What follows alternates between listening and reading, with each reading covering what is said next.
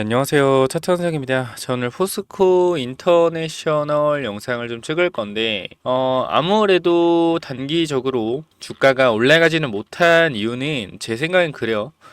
이게 동해 석유 관련돼서 일단 주가가 많이 올라간 것도 사실이고, 시가총액이 또 높은 것도 사실이에요. 그쵸? 그리고 시가총액 크고요. 그리고 무엇보다 이 앞에 구간에 물려있는 개인 투자가 좀 많아요. 생각보다. 여러분도 보시면 알겠지만 이러한 지지선 구간이 발생된 자리들이 있잖아요. 이런 자리들, 이런 지지저항이 발생되는 65,000원, 73,000원 이러한 자리들이 결과적으로 매물대로 작용이 될 수 있는 구간이거든요. 사실상 이런 부분들이. 그래서 이 구간에서 아무래도 올라오기가 좀 힘겹지 않았나라는 생각도 있고요. 추가적으로 이 동해 관련주들이 주가가 좀 상당히 약한 모습을 좀 보여주고 있죠. 그래서 그런 부분들도 주가 하락에 좀 반영을 받고 있는 걸 겁니다.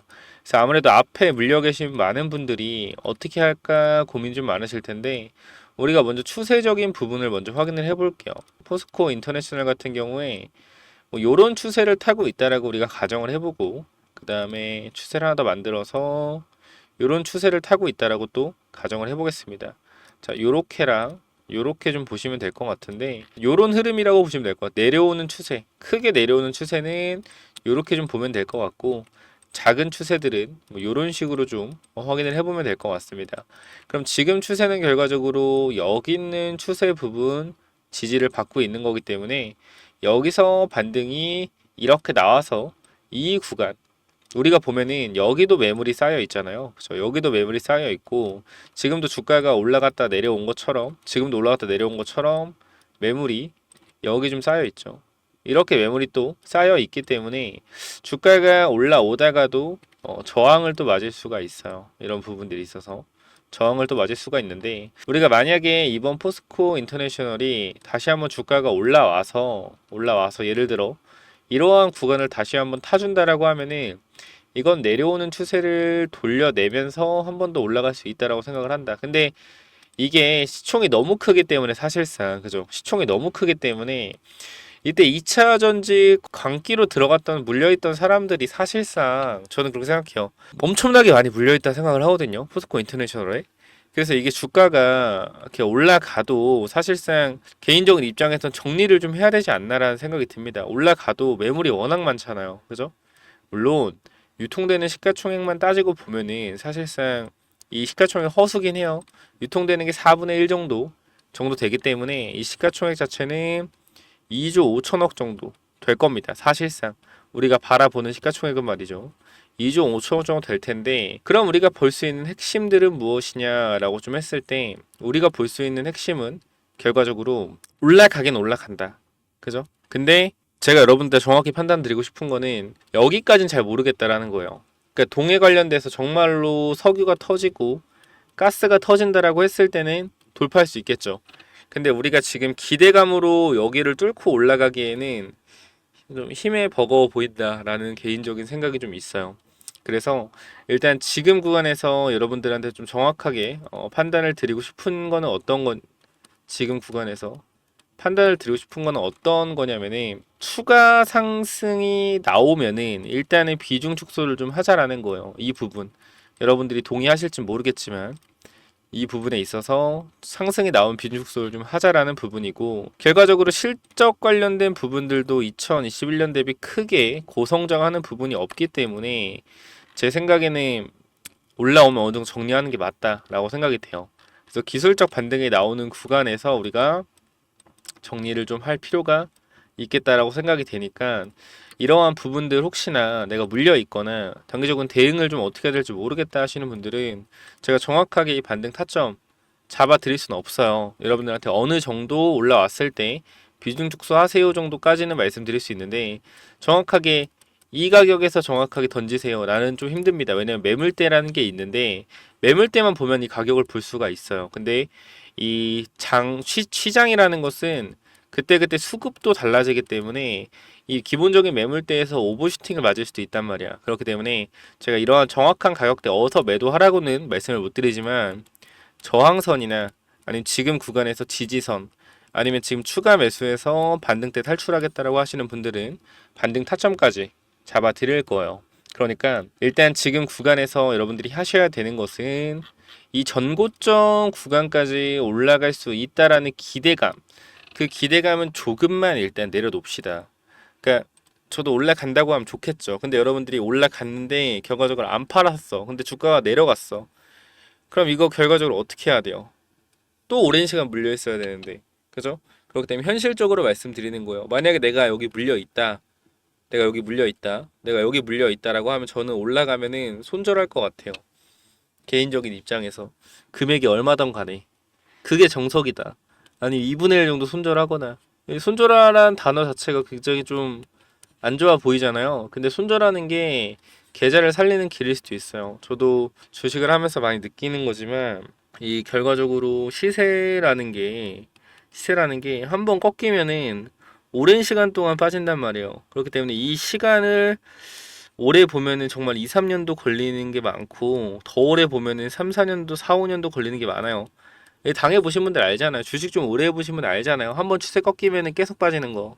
대지세가 나왔던 종목들은. 그래서 이분에 있어서 정말로 좀 제대로 된 대응 하고 싶다. 내가 지금 구간에서 정말로 좀 정확한 자리가 좀 중요하다.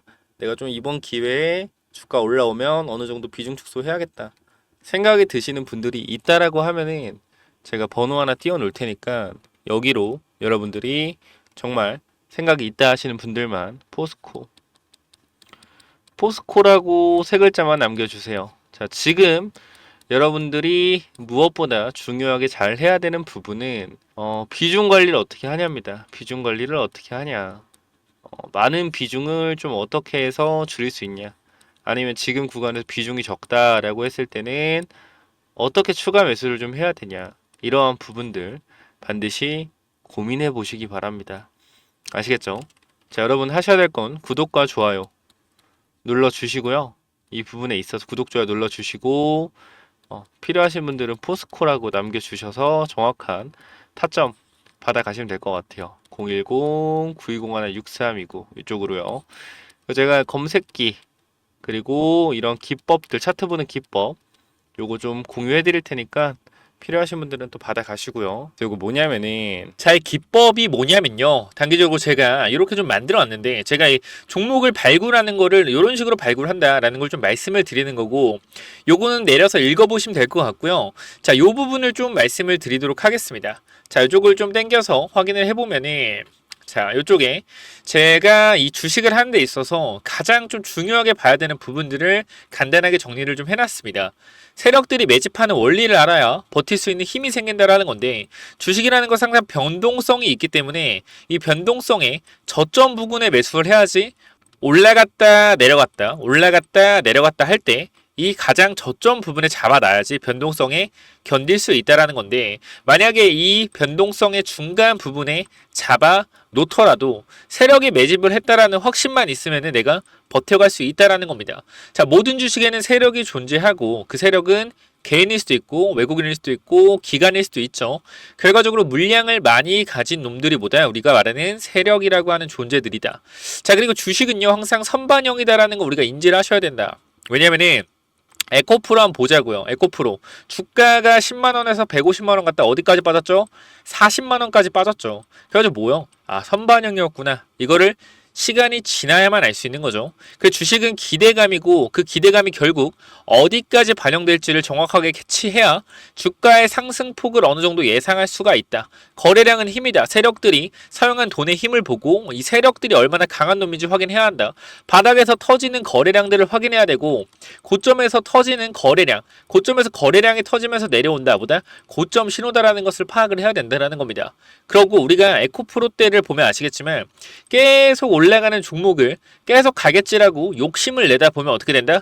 수익을 챙기지 못하기 때문에 언제나 욕심은 독이 된다. 그렇기 때문에 항상 수익을 챙겨줄 때 어느 정도 분할 매도를 해야 된다라는 거 말씀을 드리고요. 그 다음 또 가장 중요한 부분 좀 몇 개를 말씀드릴 건데, 심리가 중요한 이유예요. 내가 사면 빠지고 내가 팔면 오르는 이유, 결국은 뭐다? 심리의 차이이다. 내가 사면 빠진다면 분할 매수로 매수해보자라는 겁니다. 이런 것들 다 내용을 담아놨으니까 꼭 한번 체크해 보시고요. 자, 내가 1000만원을 매수했을 때, 그죠? 내가 사면 빠진다면 250만원만 사면 뭐예요? 빠지면은 추가로도 매수할 수 있다는 거죠. 내가 쫓겨가던 매매에서 내가 주도권을 가지고 이 주식을 흔들 수가 있다. 내 마음대로 추가 매수를 할 수 있다는 거죠. 항상 추가 매수할 때 고민을 하잖아요. 그런 부분이 뭐 한다? 없어질 수 있다는 거고, 반드시 우리는 뭐 해야 돼요? 3분의 1 내지 2분의 1 올라갈 때 매도해야 된다. 뭐 할 때? 어디서 매도해야 될지 고민될 때요. 종목에 대한 확신이 없기 때문에, 그죠? 욕심을 내려놓고 수익을 챙겨야 된다. 내가 고민하는 순간에. 결과적으로 이러한 모든 것들이 내가 고민한다는 것이 뭐요? 공부 자체가 덜 됐다라는 반증이고, 항상 기업을 분석하고 대략적인 목표가를 정해서 매도 타점을 분할 매도로 잡아놓자. 영원하게 상승하는 종목은 없습니다. 우리 국장에는 항상 강하게 오르면은 조정이 강하게 나와요. 올라갔을 때 수익을 챙겨가야 우리가 뭐한다? 확실한 매매를 할 수 있다라는 거고, 결과적으로 이러한 부분들, 이러한 종목들을 잡는 방법들, 이러한 부분들, 여러분들한테 이 심리를 다스리고 우리가 이 기법, 그죠? 어떻게 종목을 선정해 가고 어떤 심리를 가지고 있어야 되는지, 이런 기법들을 제가 드릴 거니까 꼭 한번 참고해 보시고요. 결과적으로 종목을 고르는 방법은요, 간단합니다. 간단해요. 이러한 실적이 좋은 종목들, 그죠? 실적이 좋고 바닥에서 매집이 들어오는 이러한 종목들, 제가 밑에도 많이 있는데 일단 좀 시간이 없기 때문에 간단하게만 말씀을 드릴게요. 이러한 종목을 찾는 법, 검색기로 찾으면 되는데, 혹시나 이런 검색기가 없다, 기본적인 거거든요. 기본적인 거. 결과적으로 우리가 차트를 모두 다 돌려볼 수가 없기 때문에 제가 말씀드리는 이러한 기법에 맞는 종목들을 찾아내기 위해서는 검색기가 필요하다. 그렇기 때문에 여러분들이 이런 검색기 필요하다고 하시면은 제가 모든 내용을 공유하고 있으니까, 필요하신 분들은 이쪽에 010-9201-6329 이쪽 문자로 기법 또는 히든이라고, 그죠? 딱 두 글자씩만 남겨주시면 될 것 같습니다. 그죠? 제가 이러한 종목들도 결과적으로 히든 종목도 준비하고 있기 때문에 기법 또는 히든이라고 010-9201-6329 이쪽으로 남겨주시면은 제가 보내드릴 테니까, 당연히 무료로 보내드립니다. 그렇기 때문에 기법 또는 히든 남겨주시면은 요 자료들 전부 다 공유를 드릴 테니까 꼭 받아가시면 좋을 것 같습니다. 자, 여기까지 하고 마무리하도록 하겠습니다. 감사합니다.